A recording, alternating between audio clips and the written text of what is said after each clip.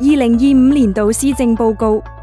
施政重點：解民憂、紓民困、為民生，全力為民創造美好生活。特區政府堅持優先保障本地居民就業，推動資源下沉，精準輔助弱勢群體，積極關顧長者，應對人口老齡化，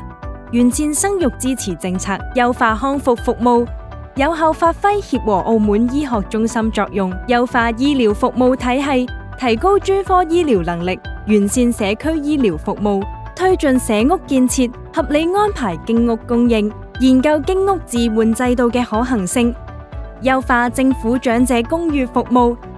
加快都市更新，合理利用土地，完善交通治理，建設綠色澳門，打造美麗澳門，整治市容市貌，